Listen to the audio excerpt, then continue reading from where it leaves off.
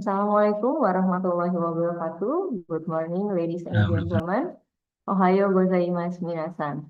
It's a great honor and pleasure to welcome you this morning to our webinar held under the theme The Nano-Solution Breakout in Mitigating Cs-137 Contamination in Food Supply Chain, organized by Research Center for Smart Mechatronics BRIN with Research Institute for Sustainable Humanosphere, Kyoto University.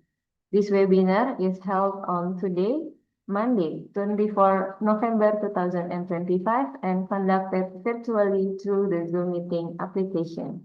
Haji Mimeste, my name is Kristanti Permata VDRC, and I'm honored to serve as the host for today's webinar.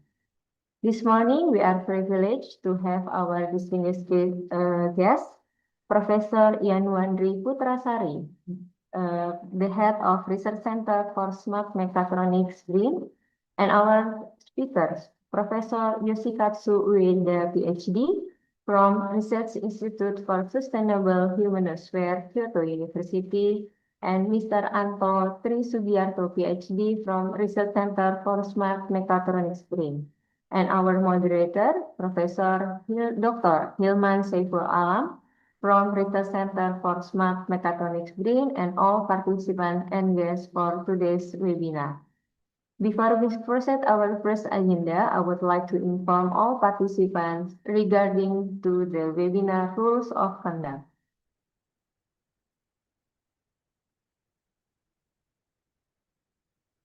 Please mute your microphone when the speaker is presenting and use the raise hand feature or the chat box to ask questions. Participants are kindly requested to rename themselves using the format your name _ your institution.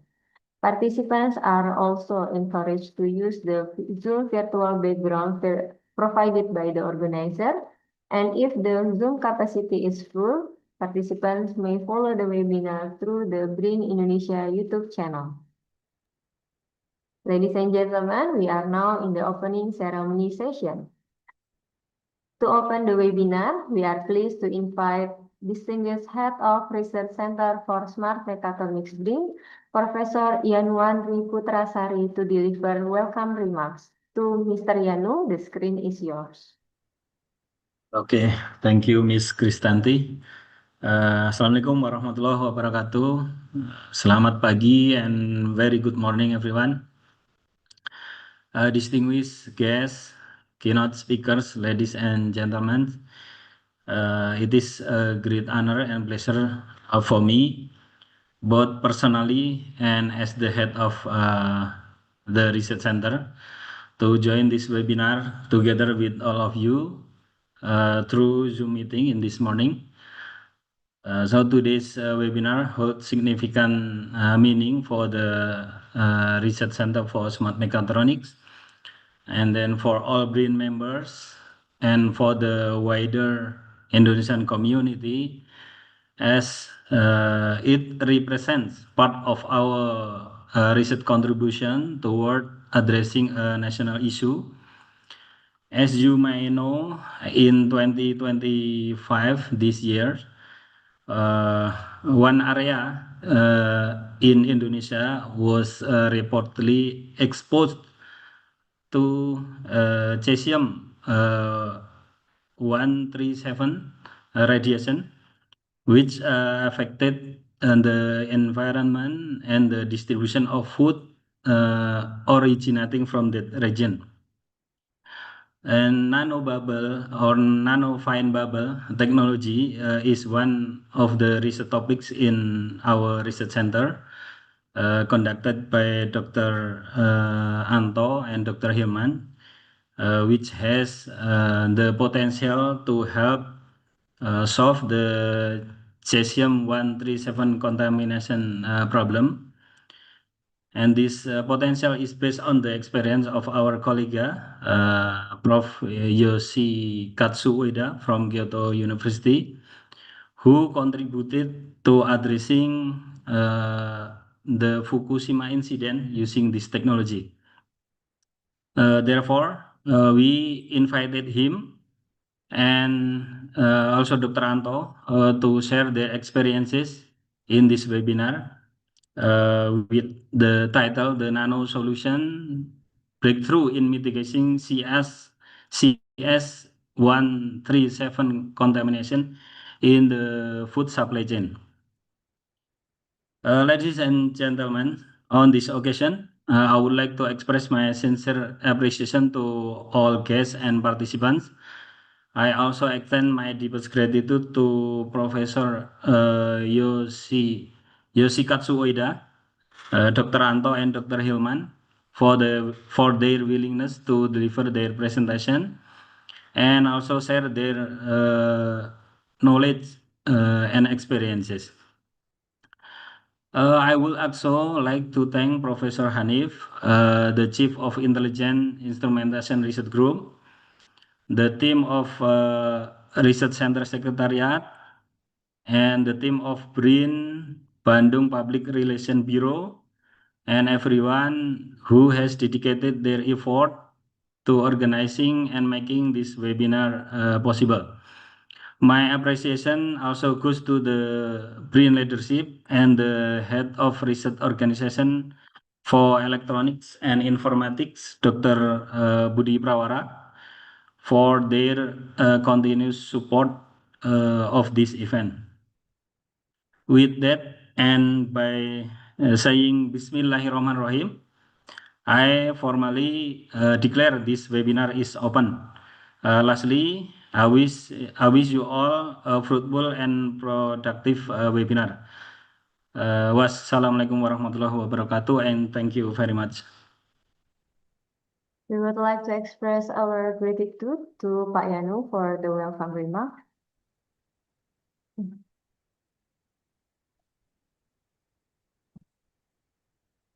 Ladies and gentlemen, we will have a photo group session. Please kindly activate your camera on your Zoom meeting application, and I would like to invite the IT team to assist in taking a picture. Thank you for. All right, ladies and gentlemen, for documentation purpose, please turn on your Zoom camera. We will take photo in 2 slides, starting with the first slide. 1, 2, 3. Okay. Now moving to the second slide. 1, 2, 3. Okay, all right, thank you, ladies and gentlemen. I will now return the session to the MC. Thank you. Thank you, Matthias. Ladies and gentlemen, we are now reached to our main agenda. But before I give the screen to the moderator, I would like to read the discussion session guide.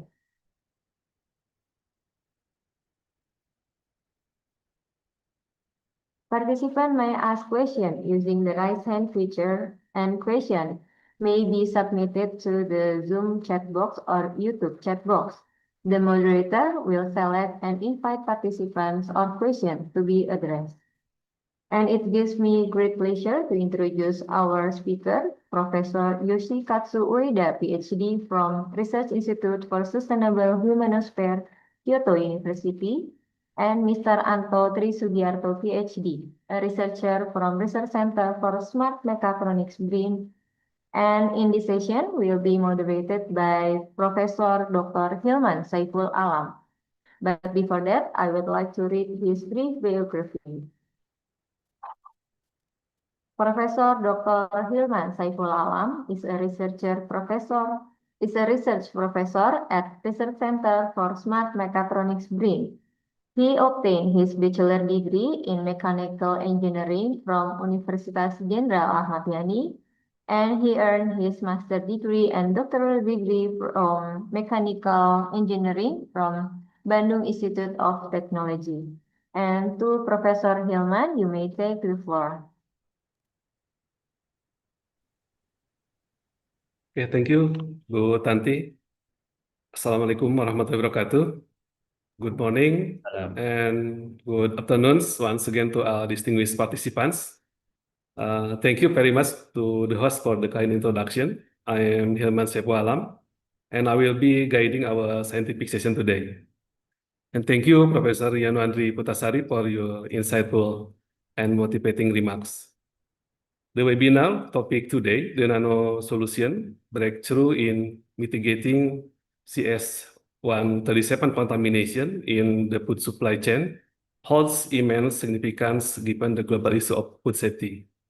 As has been mentioned in recent months, Indonesia's global reputation as a major exporter has faced challenges following the detection of cesium-137 radioactive isotope in certain export product by international regulatory bodies.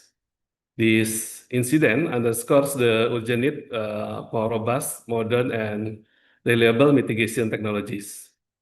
Today, we move beyond crisis response to explore proactive, innovative solutions, and we will focus on how advanced technologies, particularly those based on nanotechnology and Finebubble techniques, can effectively address and prevent the contamination of the food supply chain by radiocesium. We have two outstanding experts who will guide us to these scientific possibilities. We now begin our main scientific session. We are privileged to welcome our first speaker joining us internationally. Before the presentation begins, allow me to read the first speaker's CV. Okay.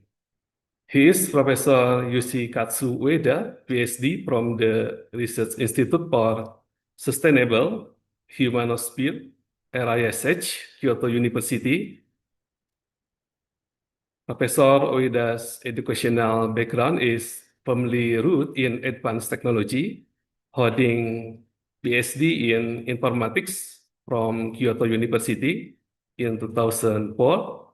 Since 2007, he has served as associate professor at RISH, Kyoto University, alongside his ongoing role as part-time lecturer in the Faculty of Engineering.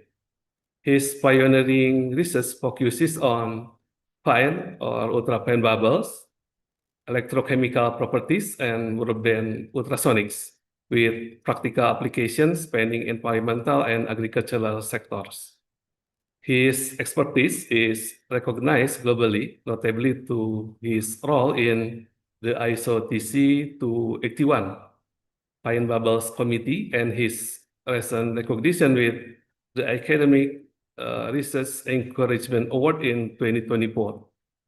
Today, we will be presenting from Fukushima to future application, Finebubble enhanced radiocesium cleanup. Professor Ueda, thank you for joining us from Kyoto University. You have approximately 45 minutes for your presentation, which means we will conclude the session exactly at 11 a.m. Western Indonesian time. The screen is yours. Terima kasih banyak. Now I will share my screen now. Is it okay can you see my slide? Yes, clear. Yes, I can clear. Okay, terima kasih banyak. Yes. Okay, now I'm start my presentations about the Fukushima problem. We use Finebubble for cleaning up the radioactive cesium from the ground and also the building. So my study is focusing on the my title is radiocesium. Radiocesium is included with cesium-137 and also the cesium-134 in the Fukushima regions. So this presentation's acknowledgement is we have do this research study with Professor Seiichi Shiter at the University of Tokyo. Now he's emeritus professor in University of Tokyo. And also I will show the Professor Minoru Taniguchi's study in Fukushima. He's also studying about the ultrafine bubbles or internal pressure measurement. And also he's also now trying to, he's using, he develops a real-time monitoring system for the radiocesium in Fukushima now. So maybe his system for monitoring system might be help to checking the food problem in Indonesia now. So I will show the other PDF slide. And the other guys are also study our study and also supported by the many companies and universities. And the first introduction about our research is in the Fukushima problem. In 2011, March 11th, we have a big earthquakes. At that time, I have to go to the US to the in the Oak Ridge in US to measuring some other material like hydrogen gas reaction about the kind of the carbon something. It's not related to Fukushima problem, but I stayed from the 14th March to up to the 13th March. And in this stay, during this stay, I discussed with many researchers in US for how to clean up the ground, also how to monitoring the radioactive materials, because many north side Japan might be how to say many radioactive materials might be falling down to the every areas. And also my friend is staying in Fukushima. He's a professor Naoto Nihei. Now he's a professor of the Fukushima University. And at that time in 2011, he is working at the agricultural center in Fukushima prefectures. So we start to measure the radioactive cesium, and also might be radioactive other materials might be falling down around the agricultural field in Fukushima. So in the case of the cleaning up the all of the area in Fukushima, we have to find what kind of the material might be used in such a big, huge area cleaning. So the one possibility to using the very easy kind of optimal such like an easy way to clean up is water and also the air bubbles. So we found the nanobubble, ultrafine bubble water. It's one resolution for cleaning up such large area cleaning by everything in house and building and also the agricultural areas. So maybe you know about the ultrafine bubble. Okay, ultrafine bubble is normally we cannot see inside water, very small size. So, but if we use such kind of laser scattering showing the nanobubble existing, but the normal waters they are very low intensity about laser scattering, and this nanobubble. Sorry, maybe I use nanobubble or nanobubble cases. In the nanobubble have staying in the water many long time, maybe 1 month or 3 months or something, and also the bubble itself have possibility to catching the much smaller materials such as ions or particles or something. And also, if the bubble is broken, kind of oxidative materials might be generated in the waters. So this is a very, very useful for in everything. So I will show you that some kind of applications in the slide also. So in the 2011s, in our research groups using the ultrafine nanobubbles, we collaborate. This is a collaborative research in the 2011s in the Kyoto University and also the University of Tokyo, and in the Fukushima prefectures, scientists also join our groups. And the Fukushima area now still, this is a very old, maybe 14 years before. This is a contamination map about the radioactive cesium-134 and 137. This is measured by the airplanes monitoring from the sky to the surface ground. You can see this is a Fukushima nuclear power plant, and the much contaminated area is the northwest regions. And also some area in the middle of the Fukushima area is contaminated by, this is the weather conditions because of the wind direction is changed from the third of March, I forget, March 12 or March 13th. Just after the block up the nuclear power plant, then the wind direction is northwest directions, and also then direction is changed to the southwest wind. So you can see even the nearest area from the nuclear power plant, there is not so much contaminated in these regions.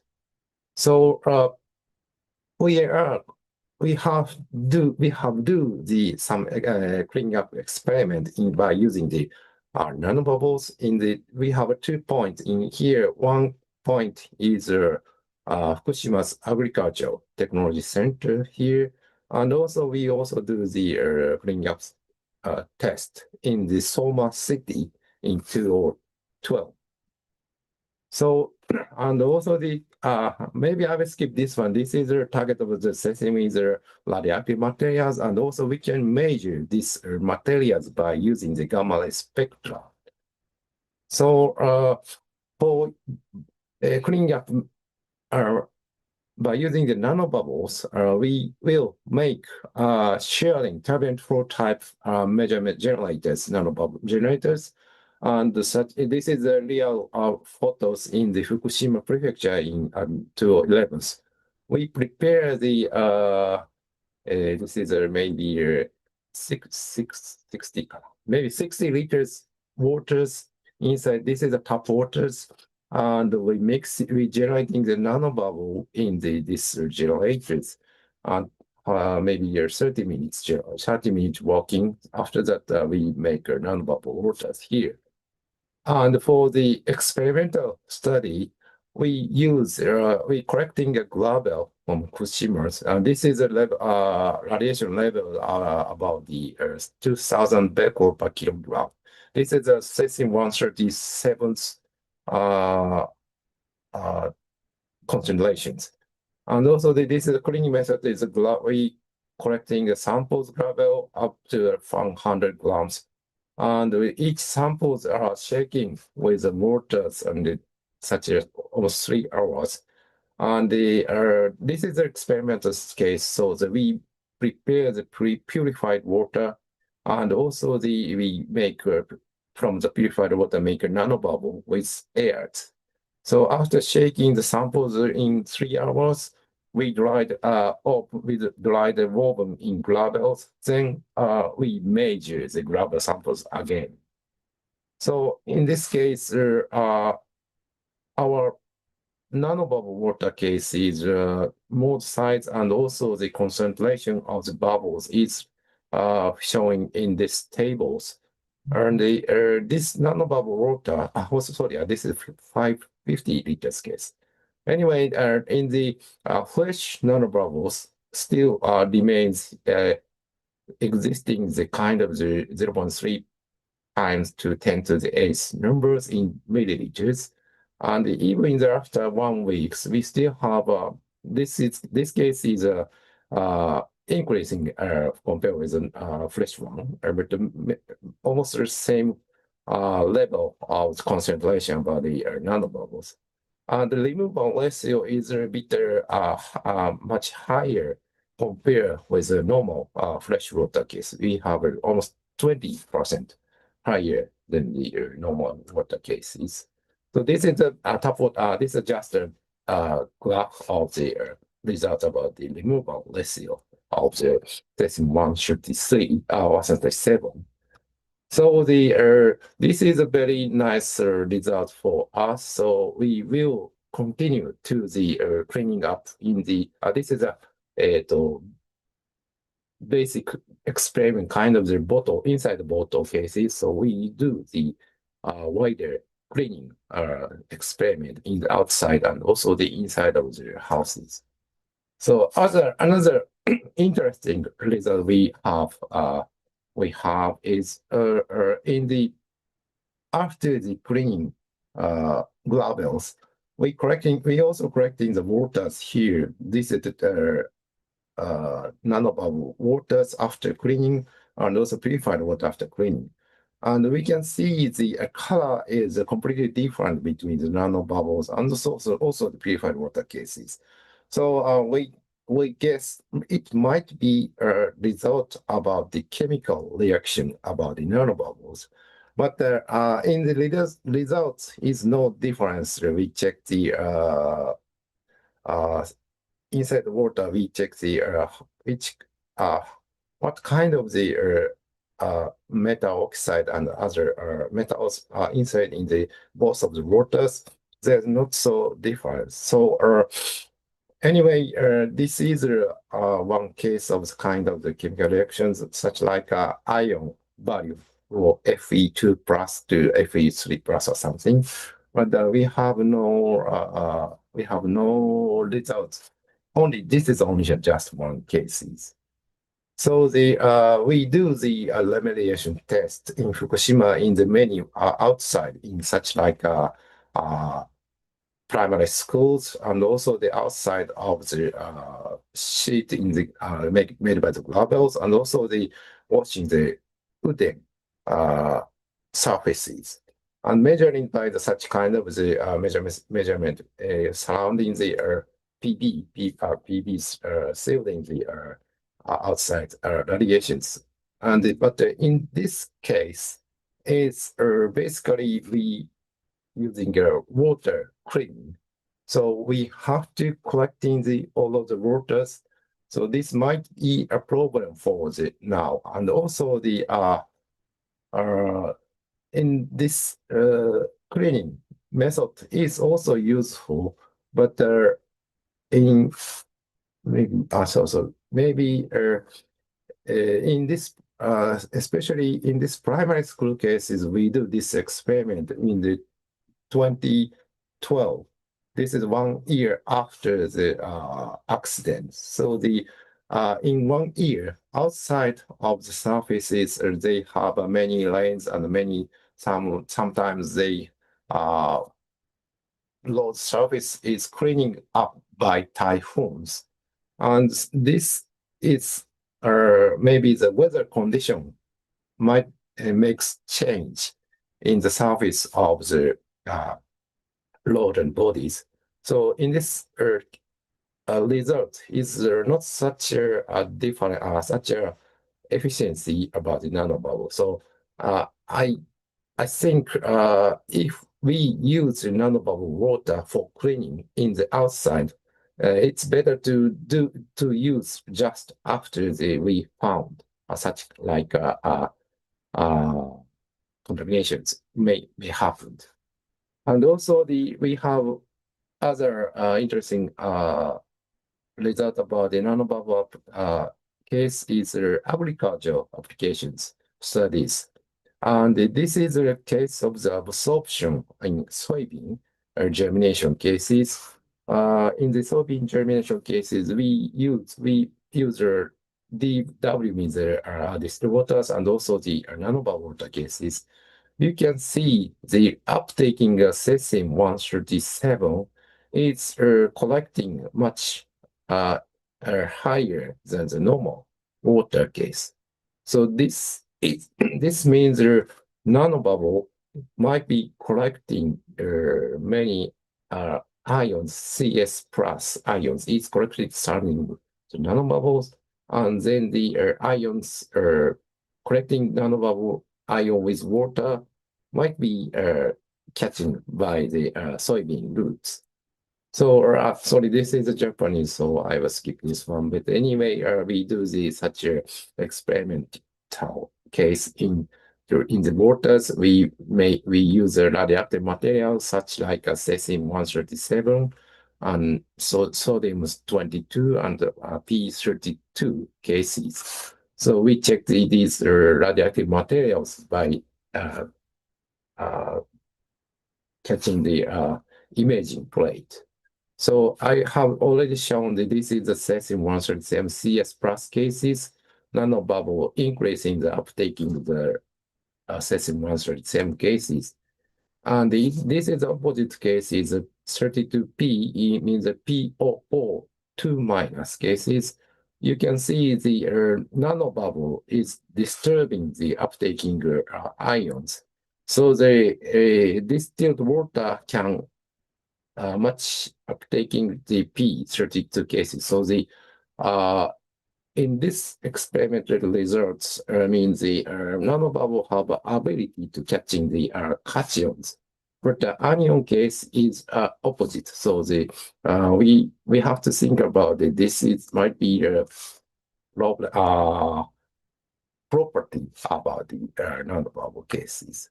So this is a total result about the cesium case and sodium and the P32 minus 32 cases.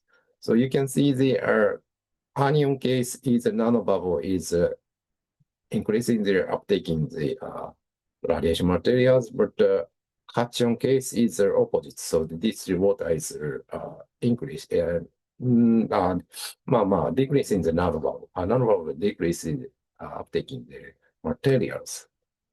And also we have doing the flash keeping test is such like a lower grandiflora cases.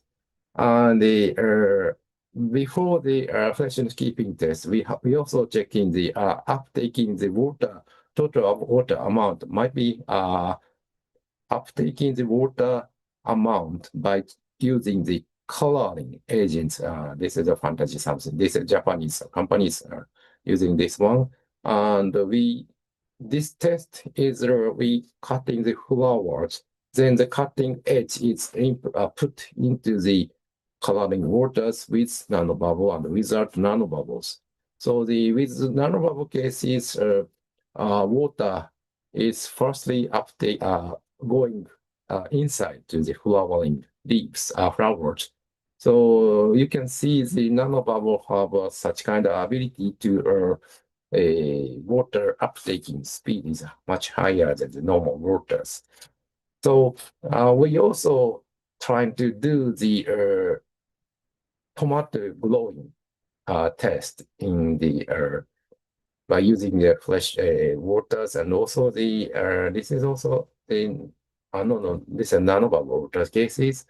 But in this experiment, unfortunately, we have no effect after the cultivation stage. Total amount of the tomatoes, there is no difference. This is so the uptaking water is increased, but kind of the all over the glowing stage, a nanobubble might be we have to optimize when we use nanobubbles, and also the after sometimes in growing up stage is much faster, but after that we can stop to use the nanobubbles. And this is also the this is a freshness test about nanobubbles in this glandifolia flowers. You can see the bubble water have keep freshness compared with the normal distilled waters. So the normal water cases, freshness means these scientists in Fukushima Prefecture, they stop after the almost 3 weeks. In this distilled water cases, they cannot sell these flowers after 3 weeks. But in the nanobottle water case, they can check the more than the maybe before 25 days. So the 4 days longer than the normal water cases. So and also the for the sorry, this is also the little bit last slide, but we also want to check the nanobubble have chemical reactions in the such. This is a case of the zinc oxide making by the several materials in these chemical reactions. So we want to know in this reaction stage, nanobubble might be useful, or also they have another chemical reactions in these reaction stage. But in this reaction stage, we use these waters number 2, 1, 2, 3 cases. We use a nanobubble with several gas bubbles. And in this reaction case, we can have a result about the much high amount of the yielding the zinc oxide. And also the maximum is ozone nanobubble waters. And also we can see the very interesting photos by our SEM images. Normal water distilled water case compared with the other bubble water case, this is such like a amorphous shape. But bubble water case, we can see the kind of the thing, such like a very shape is much different, such a needle crystals. So if the in this case, if nanobubble have chemical reactions, additional case of such kind of zinc oxide cases, we can see the crystal structure might be changed, such as nitrogen and oxygen, we guess. But we check the crystalline structure by measuring the the patterns.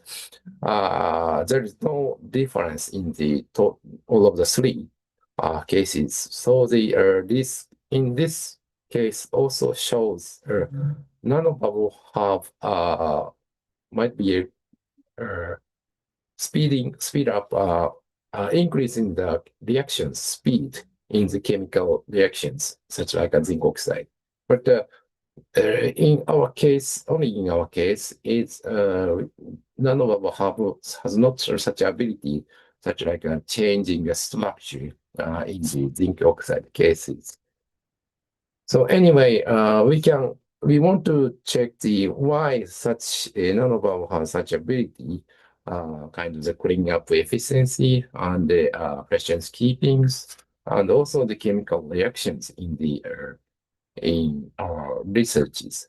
So we have now checking the properties of waters and also the measuring about the bubble properties, such like DOEC and the size distribution of the bubbles. And this is an equipment about the researches. So we are checking the this is a generations property in the bubble waters. I'm sorry, this is a characterized in different places, but in the bubble generation stage, we can see the total number of bubble is increased in the oxygen case and also the nitrogen cases, and the ORP oxidation redox potential is also decreased in the bubble generations. And also we can see the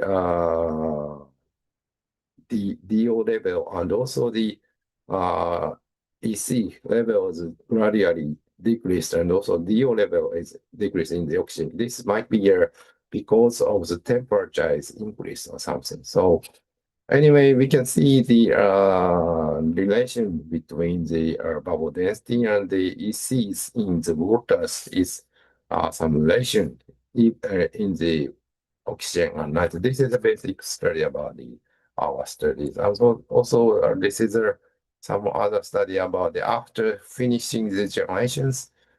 You can see the DO level keeping the high level until the well, this is 20 minutes cases, and also we can check in the after the 1 day or something, and DO level is still keeping the higher in the oxygen nanobubble cases, and also this nitrogen cases is DO is still a bit higher. I guess this might be almost 0, but in this case it's 4 or something. Anyway, nanobubble have ability to keep in the DO level, and also the conductivity level is keeping inside waters. And we want to know also the stability about the bubble studies in such these cases. And also, I'm sorry, this is also Japanese, but now we are trying to measure this technique. This is a high electromagnetic frequency is such like a 1 terahertz or more than higher than the microwave 1 terahertz cases. We can check the water molecular oscillations by using these high frequencies. In this case, it's bubble water have a bit high ability about the hydrogen bonding connections is changed compared with the distilled water case. So this might be helpful for stability of bubbles, but this is a bit different about the applications. So this is a bubble summaries, and I will also show about the related bit about the radiation monitoring. I will show other studies. This is my colleagues, Professor Minoru Tanigaki.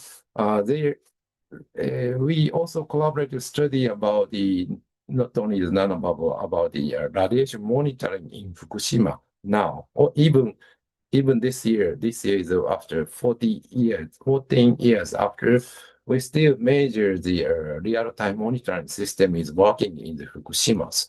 So in this, I'm sorry, maybe I will firstly showing about this study about this is we call the Kurama 2 systems, Kyoto University radiation monitoring system. This is second versions. And in the nuclear accident in Fukushima, just after the earthquakes, we have we don't know how to measure such large areas in Fukushima. Not only Fukushima in the north side, and also the Tokyo regions. We need to measure the radiation contaminations in the Japan areas. So Professor Tanigaki groups are developing this is a monitoring scheme in the Fukushima. This is all type systems, but these data posting system does not work does not work in the 211s. So he want to develop a much easy way to developing the monitoring systems. And this is a hand monitoring in the areas, but you can see there are many some monitoring points, but this is a hand monitoring handmade. So this is not insufficient data. So they develop Kyoto University radiation monitoring systems. So they measure the radiations by using such as cars and bikes, and also they are by walking. So in this is a first version of the surveying monitoring system. This is notebooks with survey meters. They collect the data by the such kind of interface box, and they send to the data to the cloud by using the mobile routers. Also, this is the important point is they need to measure, they need to check the which area they monitor. This is GPS system. So they are all of the monitoring systems data is collecting to the cloud. So this is a preliminary version, so that they use this Dropbox systems. So they collecting servers in the one clouding systems. So they now this is yes, they drive in the cars all over the areas. So are collecting data in the cloud. So I'm skipping this one. So this is the system about the first version of the radiation mapping system in 2011 in May. So by this version, you can see in the all of the load area, you can see the which area is contaminated and which area is not so contaminated. Very easy, and also the just driving, you can see the very easy checking by these systems. And also this is a very correlation level is much higher by checking the monitoring map measured by the flight monitoring. So now this is also the government is also using this system in the September. Also the other researchers helps them to the Japanese government asking the other researchers. Then they make a very detailed map about the inside of Fukushima city and also the area of the outside of Fukushima, such like Miyagi Prefecture and other areas, and also they can check. So this is the first version, and they are now developing the second version of the RAM systems.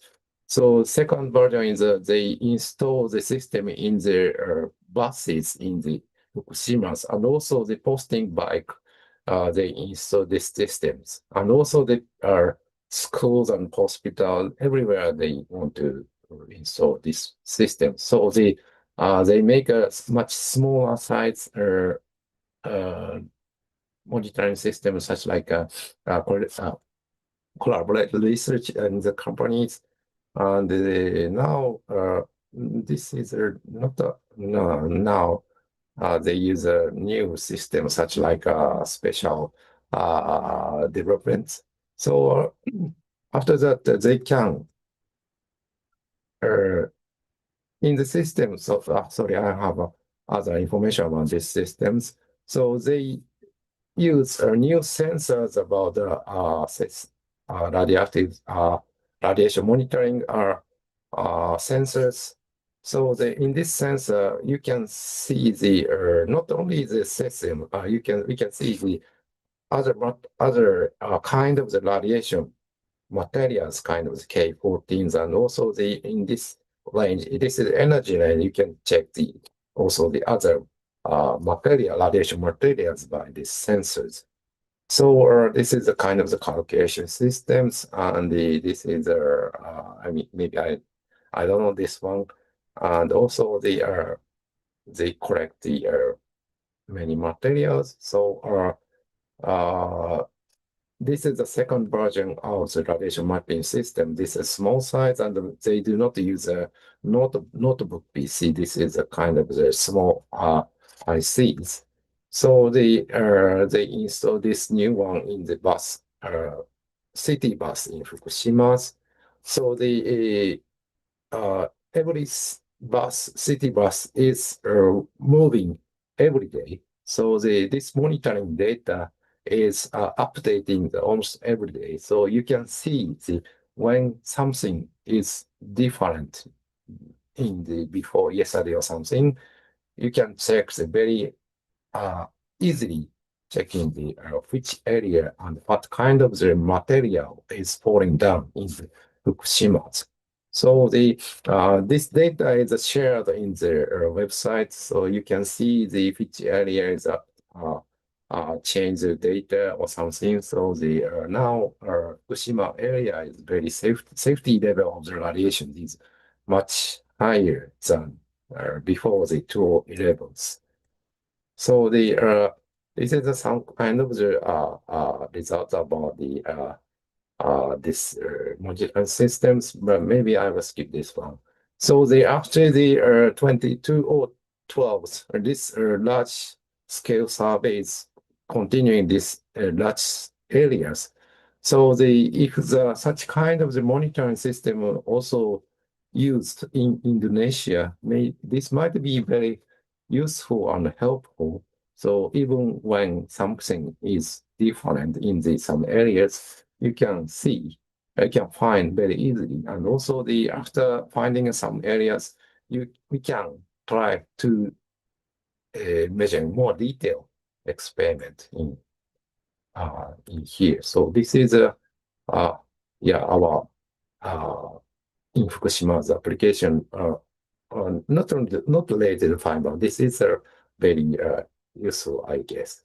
So this is also this is this is some other system about the walking system about the radiation levels mapping. But this is walking by ourselves. We can see not only the roadside, inside. This is agriculture field measurement, and also we can check even inside, and also very small area in grammar system. I'm sorry, this is yeah.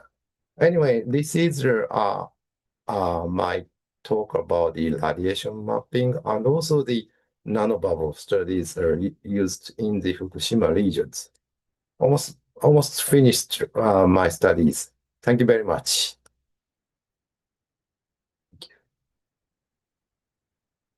Thank you very much, Professor Ueda, for the incredibly insightful and comprehensive presentation. Terima kasih. Terima kasih. The data you said clearly highlights the potential of Finebubble technology as a highly effective method for environmental remediation. What stands out is the strong link between the experiences in Fukushima and the direct applicability of his advanced cleanup mechanism to other contamination challenges, including those recently faced by Indonesia. This research truly bridges the gap between fundamental physics and urgent real-world solutions. Okay, thank you. Thank you very much. Thank you very much. Now we move to our second speaker, focusing on domestic research and innovation. Our second speaker is Dr. Ranto Tri Sugiarto, a senior researcher at the Research Center for Smart Mechatronics. Dr. Ranto is a respected expert with a PhD in plasma technology from Gunma University, Japan. He is a long-standing researcher with LIPI and BRIN since 2003, specializing in plasma and nanobubble technology. Notably, he is the founder of the Plasma Center Indonesia and has leveraged his 25 years of R&D experience to contribute over 100 publications and 15 patents to the field. He will present on the topic plasma-activated Finebubble water technology for food safety and produce quality. Dr. Anto, we are keen to hear your insight. You have 40 minutes for your presentation, which will bring us exactly about 11:40. Please start.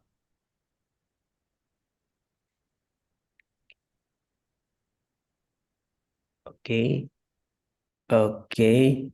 Thank you very much, moderator Professor Hilman. Thank you for Professor Ueda first already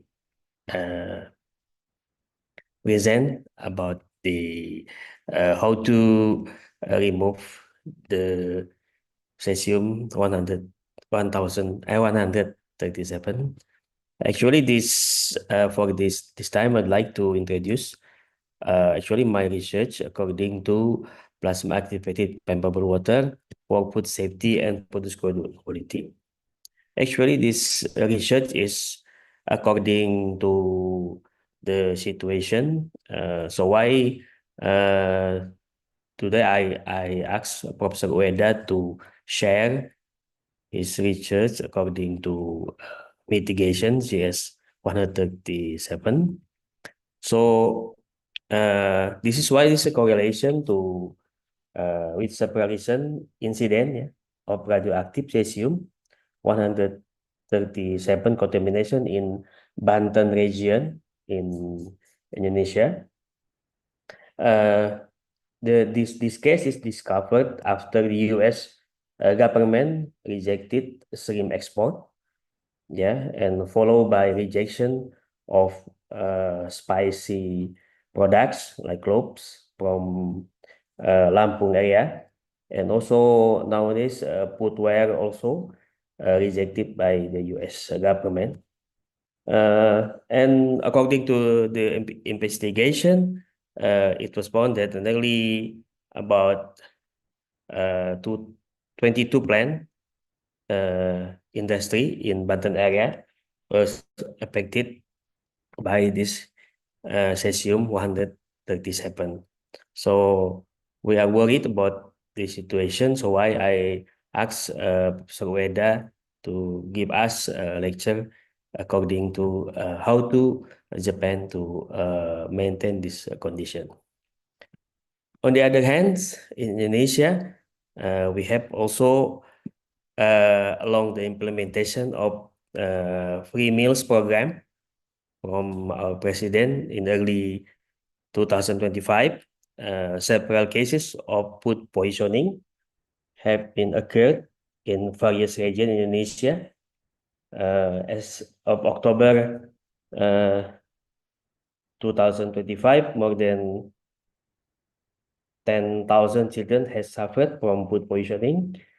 Then, as according to the Ministry of Health, this case were caused by bacteria, viruses, and also chemicals such as pesticide, and also it was some nitrate contamination in pre-meals in Indonesia.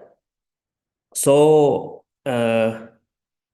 this case why it occurred, maybe many raw food ingredient actually contaminating by bacteria, viruses, and chemicals. Due to this condition, in Indonesia, we need some cutting-edge technology is required to solve this problem. Technology which can, because in cases of also radioactive contamination, also another case still food in Indonesia still have contaminated by bacteria, virus, and also chemical. So why based on the case above, latest technology is addressed to how to maintain food security and quality national food product. So as we know, the technology for washing contaminating still is, as we know, conventional washing still remove only 20-40% of surface-borne residue, and conventional washing method like tap water, detergent, or chlorine still are ineffective and environmentally unsafe. And also, if we got a pesticide, still pesticide is strongly plant washing and cutting layer is hard to wash using conventional method. And also, if we use chemicals during the washing, can be exposure to some problem. So we need to address technology need for chemical-free, sustainable, and efficient sanitation method. So, and also, of course, washing process can be maintained quite the quality of the product.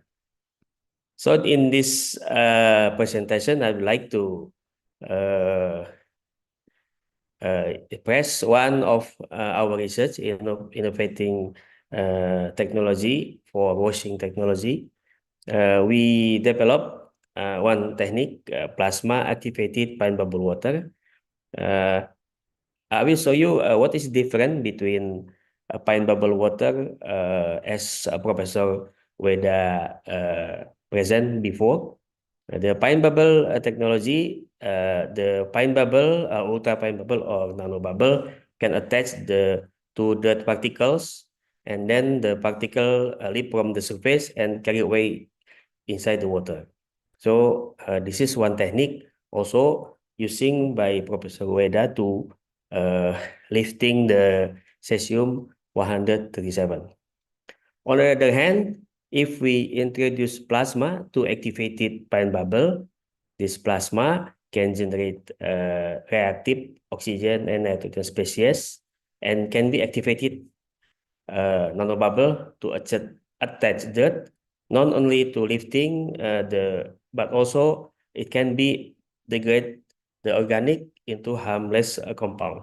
So this is the difference between fine bubbles and plasma activated fine bubble. So we can activate fine bubble using plasma. So this is our research.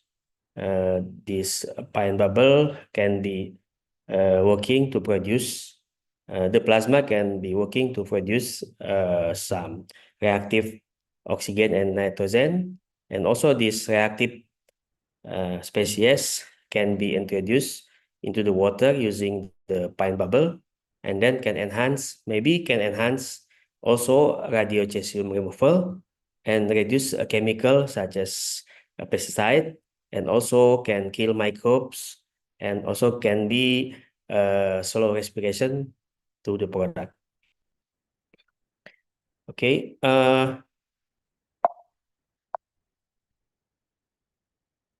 Okay.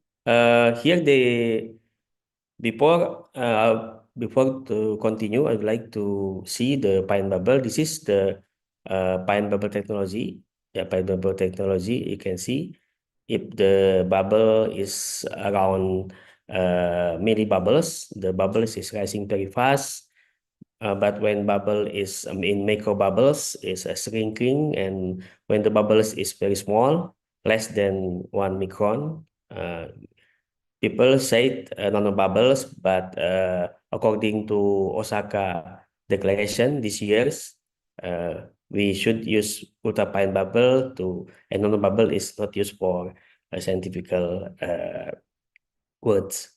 So the ultrafine bubbles is around 100 nanometer to 200 nanometers, and the bubble will be stagnant inside the water like this. The nano bubble will be Brownian in motion, and you can see this video.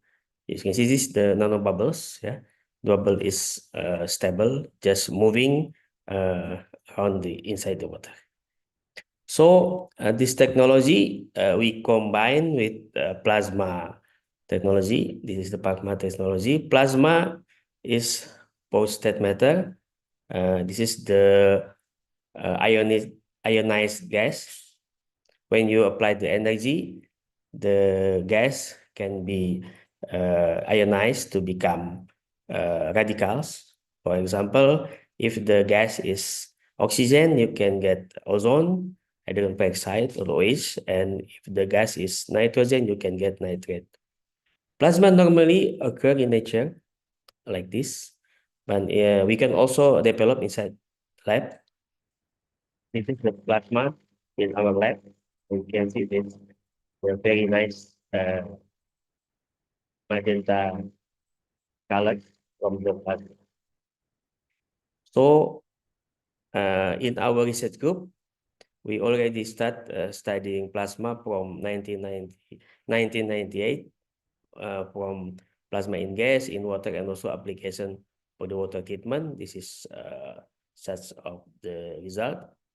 And also, we already applied this plasma for aquaculture, medical, energy mining application, like this. You can see some application from the plasma for plasma activated water, plasma activated fine bubble water, and also plasma application for agriculture. On the other hand, we also join with Finebubble Research Group.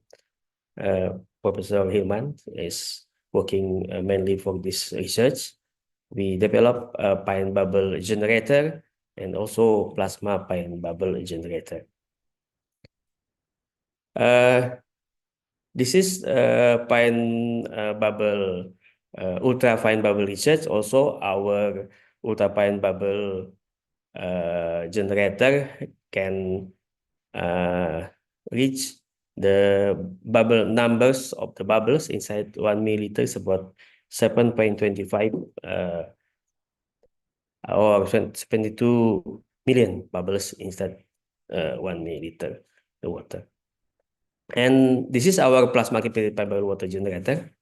You can see this is the apparatus, and this is the reactor. How to make this water? This is the water. You can inject the water from the bottom, and this is the normal bubbles.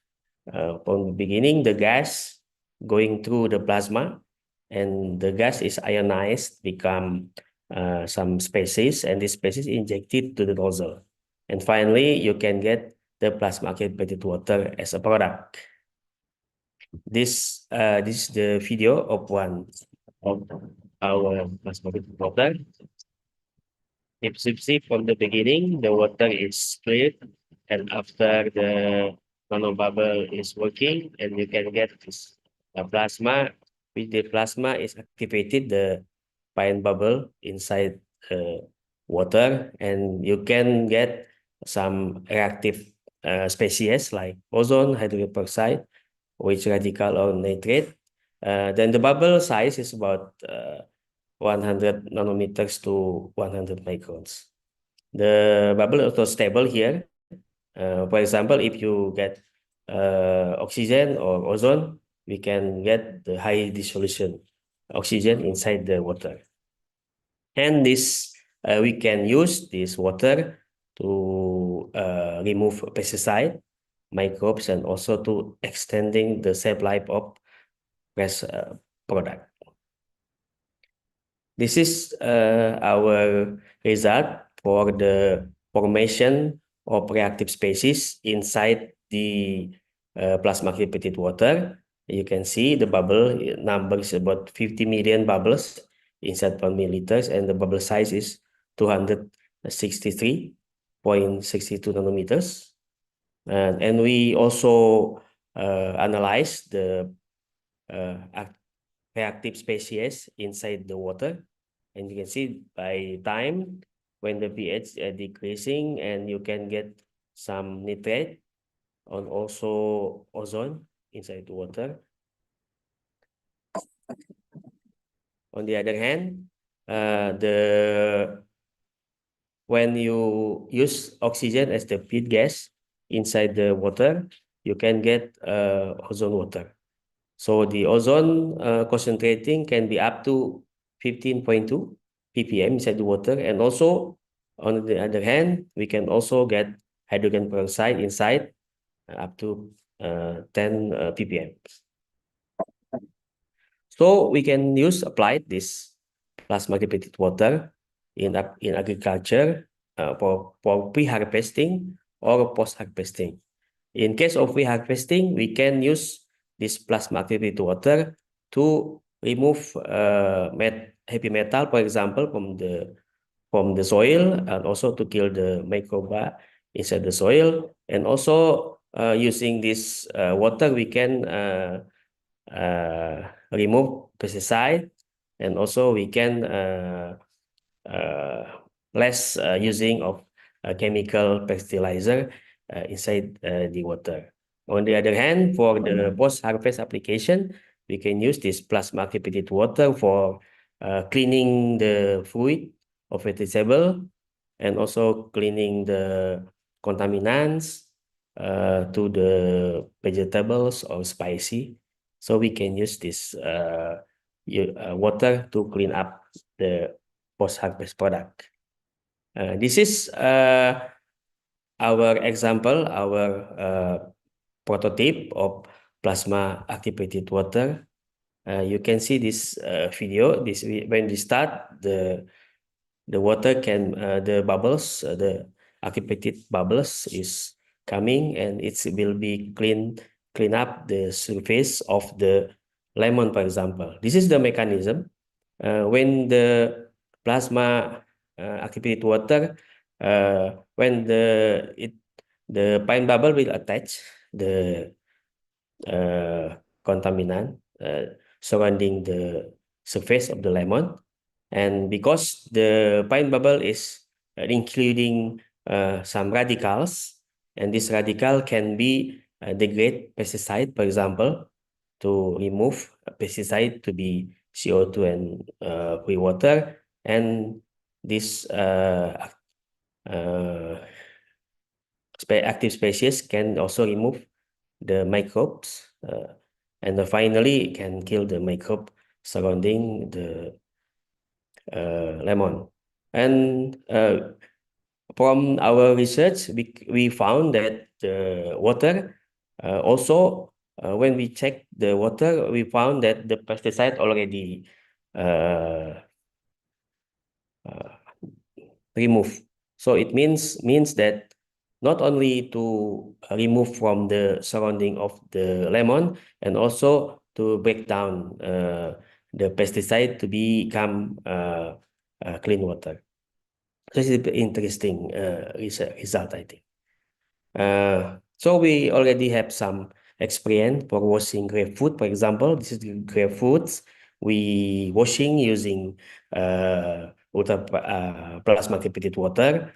So the result, we can remove the residue up to 60%, and we can control also weight loss during the storage. And this is the result. This is, for example, this is the control of grapefruit. If you are controlling the grapefruit after 5 days, it's become very bad product. But if you use ozone concentration 1 ppm to 2 ppms, 5 minutes or to 10 minutes. So after 5 days, still the grapefruit is okay. So when we check the bacteria total plate count, this is at the beginning, the pipe. If you are using 1 ppm 5 minutes, still some bacteria here. But if you increase the 2 ppm 40 minutes, for example, we can get that almost clear after 5 days, no bacteria at the surface of grapefruits. Also, we rapid test of the pesticide. This is a control, so you can see 2 ppm 10 minutes almost cleared.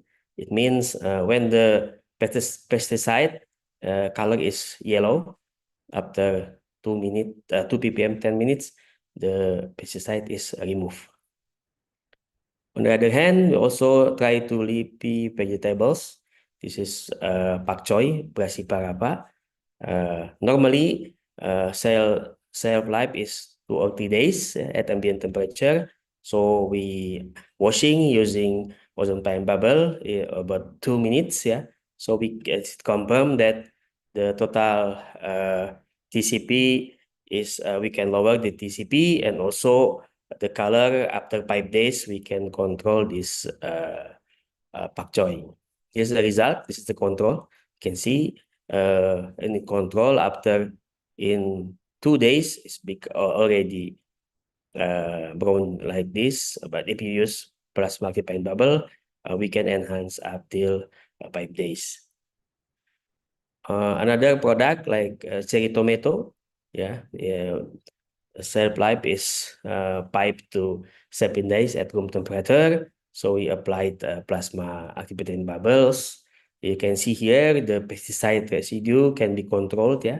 We can reduce the pesticide, and also we can control the cherry tomato up to 18 days. So this is also one, I think is one technique. It's better for removing pesticide and also to kill the microbes from the surface of cherry tomato.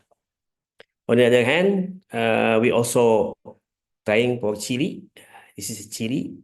You can see this pesticide residue. We can remove the profanophos, up to 89.8%, and also we can control the chili up to 14 days. So from this experimental, we already try to apply it for industrially. This is our unit. We are trying to reduce pesticide and extend the shelf life of the chili.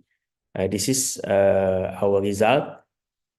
So this is for one Sari Raya in Indonesia. They would like to export the poison chili to Japan, but the standard in Japan standard pesticide is less than 0.01 ppm. So using this plasma activated Finebubble water, we can achieve this. And now they're starting to export to Japan this chili product. On the other hand, also we can use plasma activated Finebubble to reduce pesticide residue in coffee. This is our client, Japa Halu Kopi. Japa Halu Kopi applied this Finebubble activated water to treat the water, and this plasma activated Finebubble water can be used for washing coffee, and the coffee can be free of pesticide. This is very interesting process. You can see this is a simple process. Just mixing water with washing.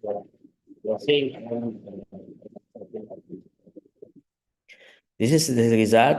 You can see if we are using plasma activated Finebubble water, the isopocrap, we can reduce the isopocrap. This is pesticide less than 0.005 ppm.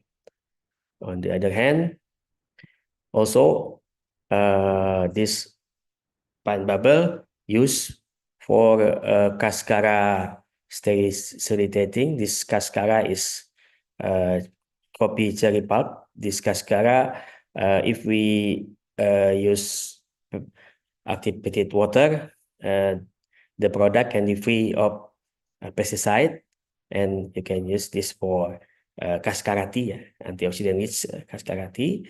And this is also already analyzed pesticide, because this company would like to export to Japan, and the final result, so this isopocrap is lower than 0. Not detected again. So means this cascara is free of pesticide and it can be exported to Japan. This is our group research. We are now working this for plasma and bubble technology for supporting a grower to table program, safety program, from growing and until to table. So we use this technology for step by step at the agriculture program. We collaborated with some industry and also university. Okay, as a finals, we'd like to say that this plasma activated Finebubble water has been found to be effective for removing contamination from bacteria, viruses, and chemicals. And also, hopefully, activated water can be effective also for resolve poisoning case in MBG program. Maybe using this Finebubble water, we can washing the material for this program and can be free from bacteria, virus, and chemical like pesticide. And also maybe in future we can also collaborating with Kyoto University to resolve cases in Banten area by CS-137 using this technology. Hopefully it can be help us for from this crisis condition. Maybe that's all for my presentation. Thank you very much. So I give back to moderator. Thank you. Thank you, Dr. Anto, for an really compelling and detailed presentation. Your work on the plasma-activated Finebubble water technology offers a fascinating synergistic approach. You have shown us that the combining plasma's powerful sterilization capability with the increased surface area of Finebubble, we can achieve the benefits. Maybe potential detoxification of radionuclides simultaneously with enhancement of food safety and quality against biological threats. This integrated nano-solution is precisely the kind of innovation needed to boost the security and competitiveness of our export commodities. Okay, distinguished attendees, it is now time for our Q&A session. We still have sufficient time available, and we will allocate it approximately 35 minutes until 12 p.m. Western Indonesian time. Please feel free to submit your question through Zoom chat or YouTube live chat. Additionally, for those who wish to speak directly, you may use the raise hand feature, and I will invite you to unmute your microphone.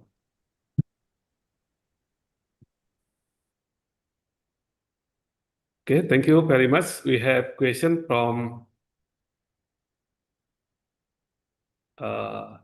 Zoom Q&A box submitted earlier by Mr. Nurpianto Giar Pangidung from Malang. The question is addressed to Professor Ueda. The question is as follows. There are indications and suspicions that Cs-137 radioactive contamination may have existed for several years, possibly originating from steel slug waste in the secondary industrial cases. If this is true, how should the surrounding environment be addressed and remediated?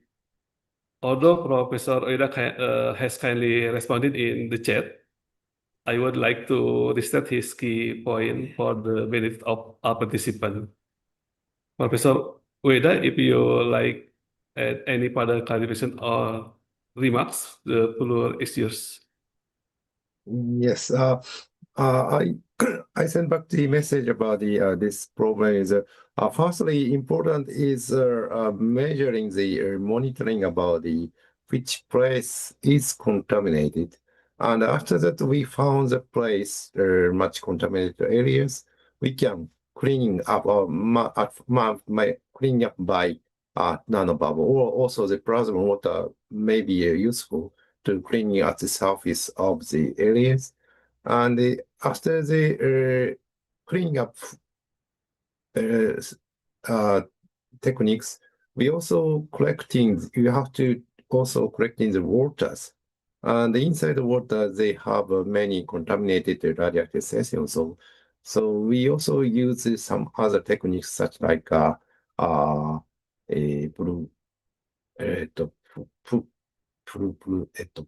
Persian blue. Yeah, also pollution blue. Yeah, yes. So anyway, at first we have to check the monitoring. It might be important. Yeah. Thank you. Thank you, Professor Ueda. We have another set of questions from Mr. Nurpianto. Next question are addressed to Dr. Anto Trisugiarto. Let me read them clearly. First, how are the ultrafine bubble, UAB, and plasma technology approach applied in the remediation of 137 radioactive contamination, specifically in terms of equipment, feed system, monitoring activities, and evaluation of remediation performance. Second, can the UFE and plasma technology approach also be effectively used to remediate CS-137 contamination in food product, for example, in shrimp, cloves, or other commodities along different stages of the food supply chain? Dr. Anto, we kindly invite you to provide your response. The floor is yours. Okay, thank you, Pak Nurfianto Pak Gidung, for your question. It's very nice question. Actually, when we are opening this webinar, when I found my colleagues, Professor Ueda, is working to washing gravel, washing tree using ultrafine bubble to remove CS-137 radioactive. So due to Indonesian accident, so I think because the process is washing process. So washing process mean if we apply it also to contaminated food like shrimp or cloves, maybe also we can remove the CS-137 using this technology. So why we don't try to use this technique to remove? Because why? Because the as we know, the CS-137 is like a particle, so it can be attached by the ultrafine bubble, and we can remove from the food or contaminated goods like this. So of course, this webinar also as a challenge for us to maybe we can collaborating with Kyoto University with Ueda to solving this problem. How to solve? Maybe I would like to learn more also from Professor Ueda because of this. And for the question number one, I think maybe Professor Ueda can help me to more clear how to, because he has more experience to remove CS-137. Maybe please, Professor Ueda, for can add, Question number one? Yes. But if we can collecting these very small particles, so the not only the radioactive cesium, maybe other particles also collected by the nanobubble waters. So it might be good if it maybe useful for the cleaning the not only the fruits and vegetables and also some other places. And the what to say the anyway the vegetable might be okay, but after the washing, we have to correct in the clean the waters treatment might be next stage. It might be important to the next stage. Is it okay or our additional? Okay. Yes. Okay. Thank you. Yeah. Thank you. So like Professor Ueda said, this is a possibility to use this ultrafine bubble for a small particle like CS-137, and of course after washing, the water will be contaminated by CS-137. So we'd like to address others next treatment to clearly remove this CS-137 from the water. For example, using Prussian blue, after CS after UFB treatment. Maybe that's my answer. Thank you. Thank you, Professor Ueda and Dr. Anto. We next move to another question that has just come in our Zoom participant. The question is from Mr. Ben. It is addressed to Dr. Anto. The question is as follows. Would someone explain the electrical power requirements for plasma generation systems? Specifically, how many watts and how many amperes of current are typically needed to sustain such a plasma? Okay, Dr. Anto, we kindly invite you to respond to this question. Okay, thank you very much for Mr. Ben ask about the power for plasma generating. Actually, in our cases, we are using surface plasma for generating active species to activate the water. Of course, in case of the plasma, we are using non-thermal plasma. Means non-thermal plasma is more low energy. In our cases, for example, if you would like to develop 1 centimeter plasma, mean you need 10,000 volt, 10,000 volt to get the sparking of the plasma over the water surface. But in this case, of course, because non-thermal, you need high voltage but low ampere. So the power maximum is not so big. In our cases, we are working in 100 watts to 1,000 watts, yeah, to produce plasma over the water and also inside the water to get plasma activated Finebubble water. So it's not and of what typically need yes, that's all. I think that's all. Okay, thank you, Dr. Anto. Maybe another question for Dr. Anto through Zoom chat. Allow me to read the question. This is from Mr. Edi Priyanto.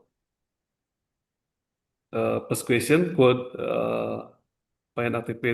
plasma activated Finebubble water effectively remove or significantly reduce the types of pesticides commonly detected in spices such as chlorpyrifos, permethrin, and all. Second question, do you have data on the percentage reduction of each pesticide type after treatment? And third question, Mr. Eddy further highlight that many spices, especially cinnamon and clove, have lipophilic wax layer that tend to trap pesticide residues. His question is, can the system remove pesticide residues that are strongly bound within wax or oil layers? This question may be important technical consideration regarding pesticide decontamination. Dr. Anto, we kindly invite you to respond to these 3 points. The floor is yours. Okay, thank you very much. This is yes, pesticide is very numbers, yeah. So more than 100 pesticides. But basically, they're working with chloro base or phosphor base, yeah. They two basic. So of course, in our cases, we already working for chlorinophos, yeah, chlor base, and also phosphor base, yeah, for because mostly in Indonesian, we are working in chili and tomatoes and others, normally working in chlorinophos or phosphor. So in our experiences, maximum we can get up to 90%, yeah, up to 90% to remove the pesticide. Of course, as your question number 2 and number 3, mostly the pesticide is contain lipophilic wax layer, yeah, that trap pesticide residue. So the plasma activated fine bubbles can remove this. Why? Because we combine with ultra fine bubbles. The ultra fine bubbles normally this wax, if you see this pesticide wax, is like it is cover the spicy, for example, and the water cannot attach the species because of this wax. But if you use ultrafine bubbles, this bubbles is very small, less than 200 nanometers, and this is because this surface tension is very small, and it can be attached the wax and can be inside to the wax, and then finally it can remove this oxidize the pesticide. This is from our experience, and also in some papers also say that the ultrafine bubbles contain ozone, for example, can insert to the wax, and attach to the wax, and can insert to the oil layer, and finally can oxidize the pesticide. So the key is the bubble size. The key is ultrafine bubbles. If you use a normal bubbles, it cannot work. But if you use ultrafine bubbles, the mechanism it could be like that. Maybe that's my answer. Okay, thank you, Dr. Anto. Before we move to next participant question, I would like to raise one question directly to Professor Ueda, based on his extensive experience with radiocesium mitigation effort in the Fukushima region. Professor Ueda, Yes. given your long-term involvement in Fukushima's decontamination programs, could you elaborate on the long-term stability and disposal strategies for the secondary waste produced after radiocesium has been successfully captured using Finebubble system? Thank you. Professor very Ueda, the floor is yours. Thank you. Terima kasih. Yeah.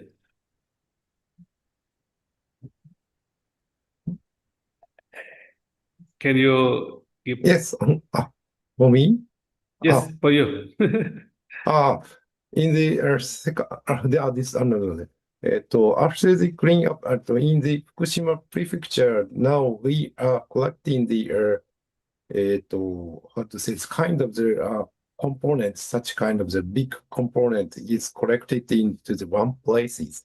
This is not only the water, also the soils, and also some kind of the plants, and everything is collected in one area. So we are now checking the inside of the containers. When we one thing is, if inside the container is waters, we separated the soils, concrete, and waters, as everything. We separated the separate in the each materials, and after that we check the radiation levels in the soil cases. We check the radiation levels. If it is a high level cases, we are now moving to the final storage point. And the concrete is also the we move by trucks or something. And water case is now I forget how to say the system, but in the inside the nuclear power plant in Fukushima, they prepare the collecting the internal ions, and also the filtering the very small particles. So anyway, such like making a pure water system, they remove the almost everything inside waters, and after that they do they output to the waters. This is a system about the water case. But also one important, and we still have a problem is Fukushima's case is maybe inside water we have a tritium H radioactive hydrogen.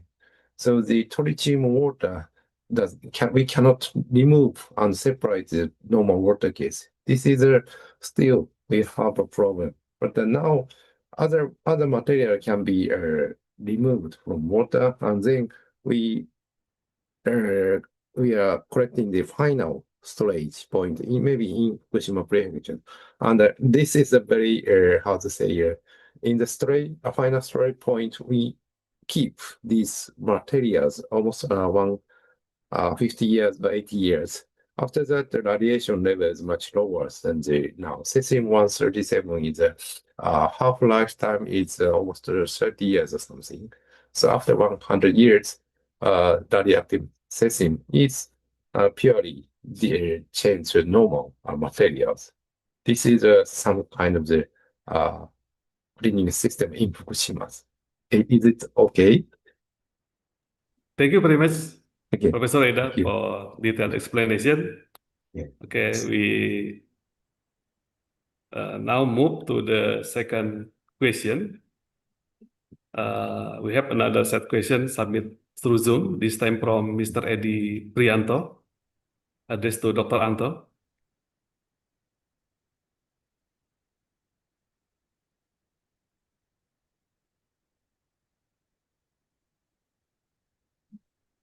Yeah.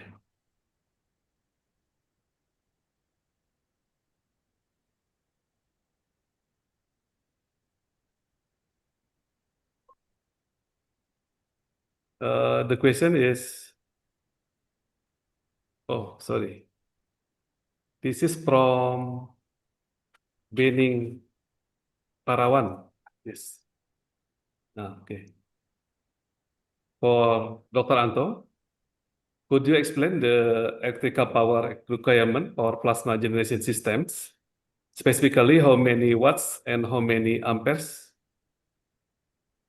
of current sudah ya, Pak ya? Already, maybe Okay. Sandy, yeah. Maybe from Sandy, yeah. Okay. From Sandy, can we use ultra Finebubble or plasma activated Finebubble used to crystallization of aromatic essential oils such as clove oil? This is for Professor Ueda. Please, Professor Ueda. Yeah, maybe maybe. we can use, yes, of course, and how to with in plasma activated water is also useful for the killing the bacteria or something. But sometimes plasma activated water they have chemical reactions. So the aromatic oils might be broken by plasma. So you have to focusing on which stage you want to use. After the making the oils or before the treatment of oils, you can use the plasma activated waters, and the oil reactions might be useful or the plasma ultrafine bubble. And also the plasma case is maybe Professor Antos, Dr. Anto is professional. So if you have any additional points, please. Okay, perhaps Dr. Anto can add your comments. Yeah. Yes, as Professor Ueda said, in case of aromatic or essential oil, this is a chemicals, because some chemicals is organic chemicals. So the organic chemicals maybe is easier to broken by plasma. So in case I think ultrafine bubbles is better, used to crystallize or aromatic essential, such clove oil, for example. Maybe plasma can be used for before or after. I'm not sure because I'm not also expert in this process, But I think ultrafine bubble is better for crystallization, not include the plasma. I think that's my answer. Thank you. And additionally, maybe in Japanese researchers in the food production researchers, they are using the ultrafine bubble for keeping the smell level is keeping such like a spice maybe a herb or spice smell. It's keep inside the bubbles in the waters. So the long lifetime perfumes might be generated by UFB nanobubble waters. So it's very interesting trial. So please do your best. Yes, thank you. Yeah. Okay, thank you, Professor Ueda and Dr. Anto. I'm checking again, and at the moment, I don't see any additional questions coming in from either Zoom or YouTube. Maybe this is time of Zuhur in Indonesia time. Although we still have plenty of time remaining, about 10 minutes. Okay. Maybe Okay, can I I have okay, please, question. Dr. Anto. Yes. I have a question to Professor Ueda. Yes. In your presentation, actually, you use Mhm. when I said you use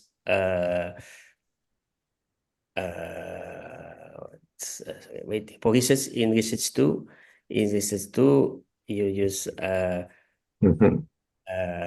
what can I say, soybean, soybean, Aha. to Mhm. absorb Yes. CS-137. Aha. This is Yes. very very interesting, very interesting, because if you are increasing if you are use ultrafine bubble, so Mhm.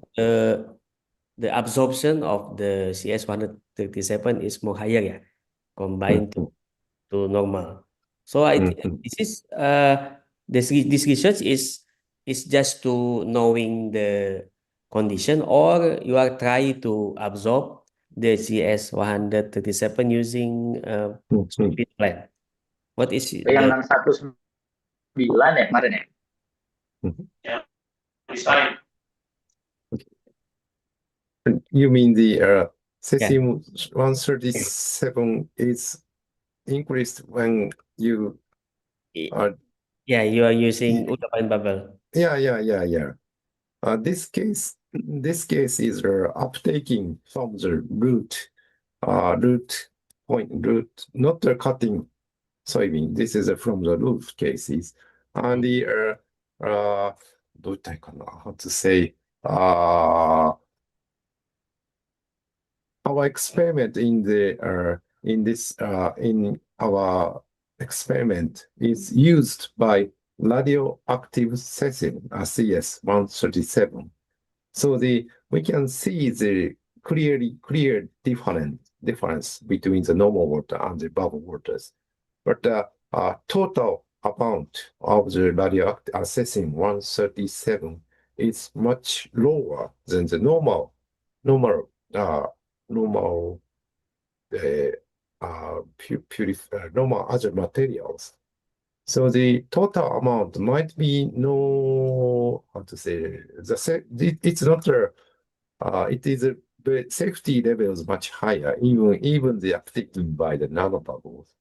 So if you want to do such kind of experiment, we have to do, how to say, yes, not a CS-137. Maybe next we have to do next extra experiment, such like use a cesium-133 normal cesium cases. We have to check. So it's still in discussions. Of course, a nanobubble can collecting the ions, but the total amount level, it might be not the difference. This is because the tomato cultivation experiment does not, they have no effect in nanobubble totally. So we need more data. Oh, Thank yeah. you. Yes. So in Mhm. some research, according to use a plant, Mhm. soybean or tomato or Yeah. some, Yes. For cesium, yeah, because in case of Indonesia cases, cesium is maybe it's not like in Fukushima, for example, because yeah, they also more than 22 industry already contaminated by this 37, and also when we found the globes, yeah, species from the Lampung area. Lampung is overseas, yeah, after different island. So Yes. mean the cesium is carried over by the water. Mean there is two potential. One is the globes product, or one the plant, the globes plants. Mean the cesium is absorbed inside the plant.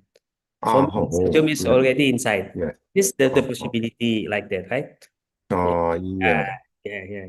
So when you saw the experiment, you say even normal water, the cesium is carry over inside to the plant. Yeah. Yeah. So In that in that case, in Fukushima Prefecture, they have a similar problem. We in Japan, we have a rice. We eat a rice, so the rice cultivation field. They use much how to say not sodium K potassium. Yes, potassium. they input much more potassium because the K plus and the Cs-137 ion size is almost similar. Okay. So they input maybe 4 times or up to 10 times higher potassium materials into the rice field. Then they are in the almost all area of the rice field case. In Fukushima case, they have no contaminated rice in the almost 5 or 10 years. Okay. So if we want, and then in Fukushima Prefecture, they have our data, and also they publish the papers. So I can show you the detail about these experiment. Yeah. Thank you. Very interesting. Very interesting. I mean, yes. You're Because welcome. Indonesia has no nuclear power, so we has no. So when the contaminated radioactive come, Yes. we still like information according to treat. Yeah. So thank And you very also, much. yes, it's better to check the soil. Soil. In cultivation field, we have to check the soil. Soil. Soil, yes, it depends on the soil. Contains some other material. In Japanese is nendo. Yeah.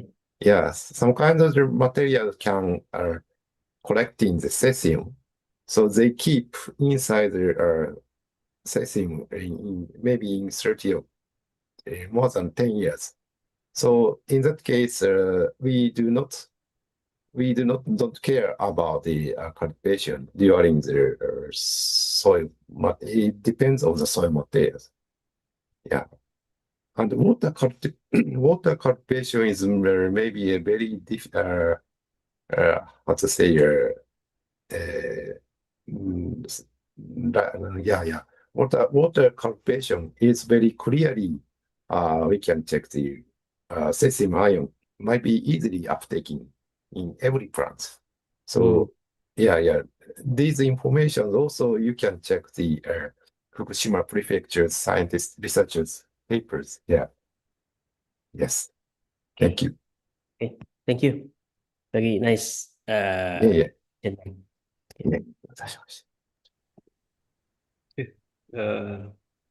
Thank you, Professor Ueda and Dr. Anto, for your thorough answer.